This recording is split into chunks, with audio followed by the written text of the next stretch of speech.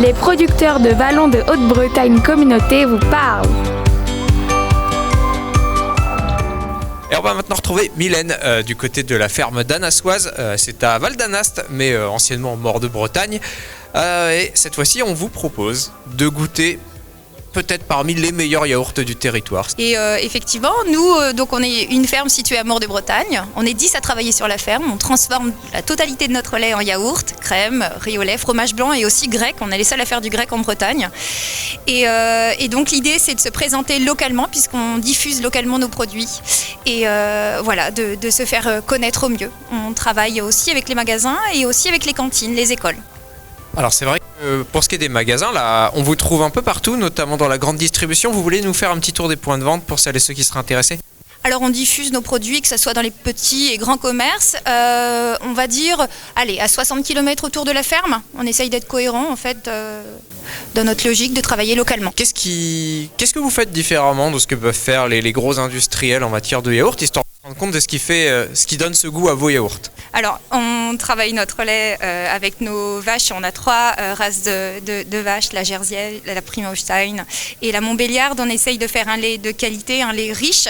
Et effectivement, on travaille notre lait de manière non standardisée. Pardon. Et voilà, donc vous avez du vrai lait, comme on dit, dans nos yaourts. La question est peut-être naïve, mais on ne peut pas faire des yaourts avec tous les laits de vache. Toutes les races de vaches ne vont pas le permettre. En fait, les vaches vont permettre une qualité de lait différente en fait. Par exemple, la Jersiaise va avoir un lait beaucoup plus riche, beaucoup plus gras, avec une Montbéliarde qui va plutôt favoriser la quantité, avec un lait un peu plus léger. Donc on essaye de trouver ce joli mélange entre notre troupeau pour faire quelque chose de bien. Et après, comment on rajoute le goût ? Alors vous avez notamment là sur le stand, on peut voir qu'il y a du chocolat. J'imagine qu'il y a pas mal de propositions aussi. Voilà, on retrouve du café, plein de choses. Donc comment vous les donnez les goûts à ces yaourts ? Eh bien, on va essayer, nous on fait partie du groupe Invitation à la ferme, donc on est plus de 43 fermes en fait sur le réseau en France.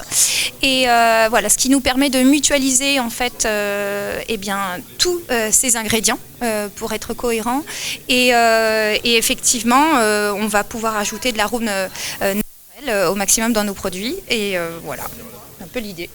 C'est un travail cyclique, vous pouvez le faire toute l'année ou alors comme pour certains de vos collègues producteurs ici présents, il y a des moments où vous devez vous consacrer à des tâches un petit peu différentes ou vous pouvez faire ça tout le temps ?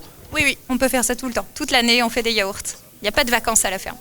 Et vous êtes un lieu très ouvert. Alors là, on ne peut pas voir, mais sur le stand, vous avez une pancarte qui nous annonce que les traites sont ouvertes. Ça veut dire qu'on peut venir assister à ce moment de la traite des vaches. Ouais, c'est un super moment. Chaque premier mercredi du mois, voilà, on invite effectivement ceux qui le souhaitent à venir participer à la traite avec nous, visiter la ferme, se rendre compte aussi de la partie production, de visiter le laboratoire et de déguster, bien évidemment. Et pourquoi c'est important d'ouvrir la ferme au public ? Pourquoi c'est important d'ouvrir la ferme ? C'est pour rester vraiment en lien avec nos clients, ça c'est important. Et puis de faire de notre ferme un lieu de vie, c'est aussi un message et un objectif très très fort chez Annassoise. Ça c'est peut-être un des enjeux de l'époque. On sait que c'est pas toujours simple d'avoir une ferme. C'est pas des métiers qui sont toujours faciles. C'est beaucoup de temps, c'est de l'énergie. C'est important aussi que les gens puissent le voir de leurs propres yeux, tout ça, de comprendre ce qui se passe. Oui, c'est ça, exactement. D'être en lien direct avec eux et voilà, qu'ils connaissent un petit peu notre métier, ça semble important aussi, surtout dans un contexte comme celui-ci en ce moment. D'ailleurs, ça fait combien de temps que la ferme d'Annassoise existe ? Depuis combien de temps vous êtes là à proposer tous ces yaourts ? Eh bien, on a fêté nos 10 ans au mois d'octobre. Donc... Bon anniversaire. Merci. Vous avez prévu de faire quelque chose pour fêter, pour marquer le coup ? Alors, on l'a fêté au mois d'octobre, en 2024. Et on a fait la fête, on avait énormément de monde, donc ça c'était chouette. Et puis tout est occasion de faire la fête chez nous. Donc on va bien trouver une raison cette année ou l'année prochaine, sans aucun problème. Notre attente numéro 1, c'est de se faire connaître. Et puis effectivement, de connaître aussi les acteurs et nos collègues. Effectivement, qu'on puisse toujours être dans le partage, dans l'échange, dans le réseau. C'est ce qui me semble important. Du local.